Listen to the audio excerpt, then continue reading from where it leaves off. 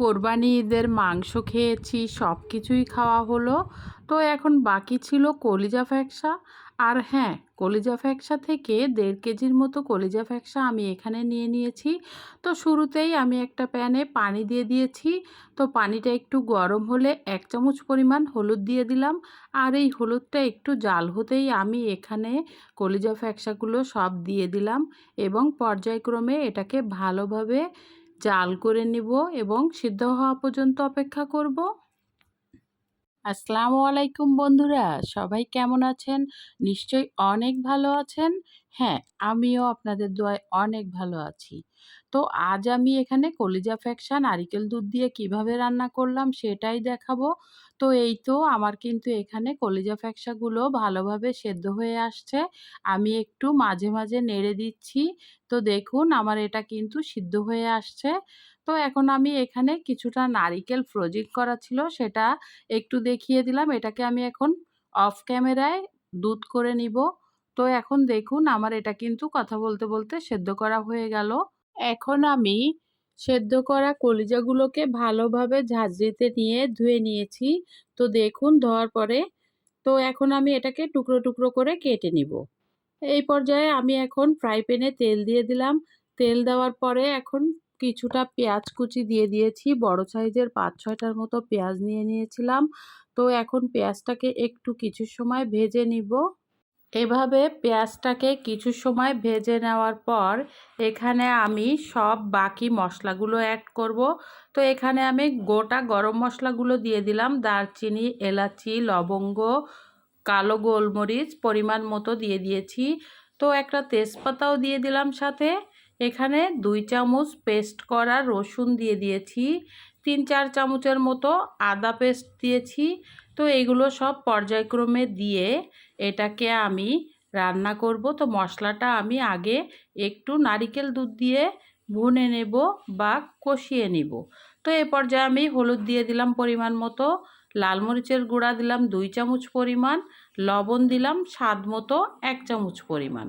তো এগুলো সব দিয়ে একটু ভাজা জিরার গুঁড়ো দিলাম 1 চামচ পরিমাণ।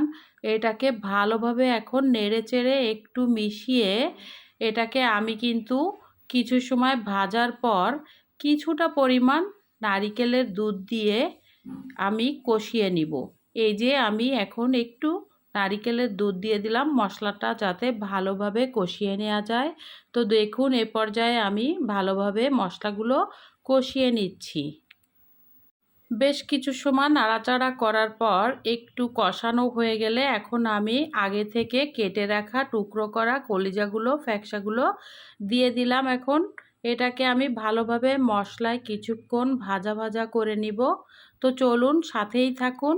আর হ্যাঁ, দূরেও কাছের যে যেখান থেকে এই মুহূর্তে ভিডিওটি দেখছেন, ভিডিওটি যদি দেখার কিছুটা সময় থাকে থাকুন আমার সাথে। তো চলুন দেখি কিভাবে নারিকেল দুধ দিয়ে এত সুস্বাদু এত মজাদার কলিজা ফ্যাকসা রান্না করলাম। এখন আমি 2টা বড় সাইজের আলু টুকরো করে কেটে নেওয়া এগুলো ঢেলে দিলাম। এটাকেও আমি কলিজার সাথে মিশিয়ে দিব। তো ভালোভাবে এটাকে নেড়ে চেড়ে মেশাতে হবে একটু ভাজা ভাজা হয়ে আসা পর্যন্ত। এভাবে আমি রান্না করে নিব।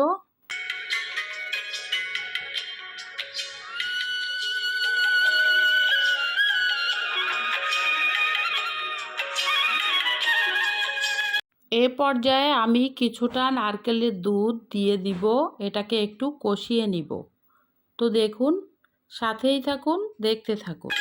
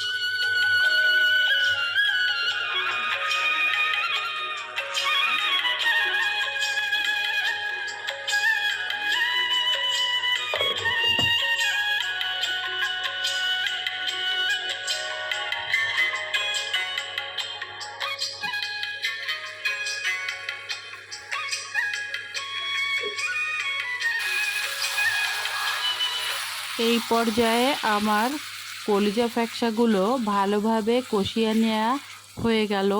তো দেখুন এখন কিন্তু পুরা নারিকেলের দুধটা শুকিয়ে এসেছে। এখন আমি রান্নার জন্য বাকি নারিকেলের দুধ দিয়ে দিলাম।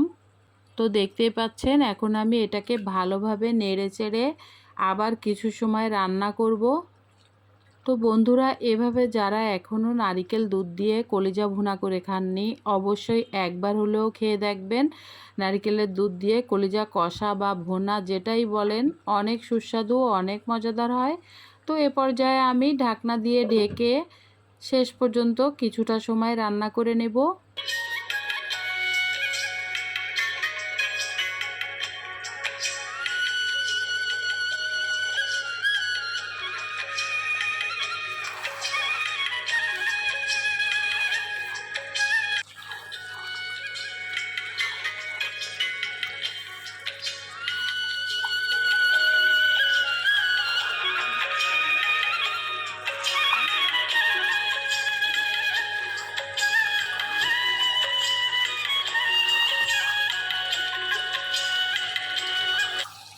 তো এই তো এখন কিন্তু আমি এ পর্যায়ে গরম মশলার গুঁড়ি বা শাহি গরম মশলার গুঁড়ি দিয়ে দিলাম।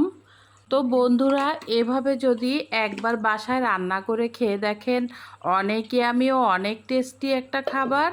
তো এখন আবার কিছু সময়ের জন্য আমি ঢাকনা দিয়ে ঢেকে দিয়েছি, কারণ কোনো গরম মশলা ব্যবহার করলে যদি একটু ঢাকনা দিয়ে কিছু সময় ঢেকে দেওয়া হয় তাহলে এর ফ্লেভারটা আর বাইরে যায় না। তো বন্ধুরা, এ পর্যায়ে আমি 1 টেবিল চামচ পরিমাণ চিনি দিয়ে দিলাম একটু স্বাদ বাড়ানোর জন্য। যেহেতু নারকেলের দুধ দিয়েছি, নারকেলের দুধ দিলে কিন্তু একটু চিনি দিলে ভালো হয়, টেস্টটা অনেক অন্যরকম লাগে। তো দেখুন আমার রান্নাটা কিন্তু হয়ে গেল।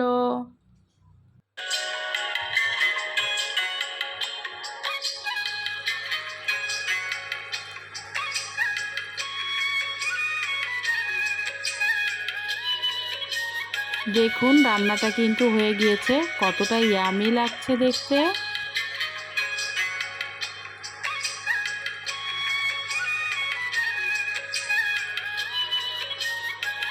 রান্নাটা কিন্তু হয়ে গিয়েছে।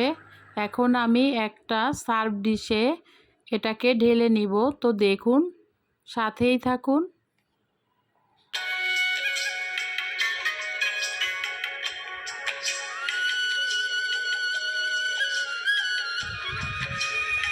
এই তো দেখুন কতটা ইয়ামি লাগছে।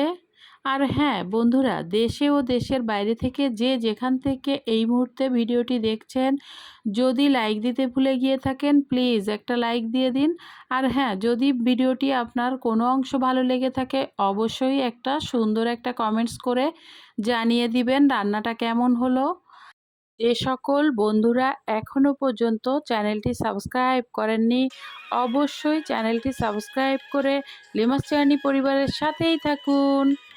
Thanks for watching this video Lima's journey.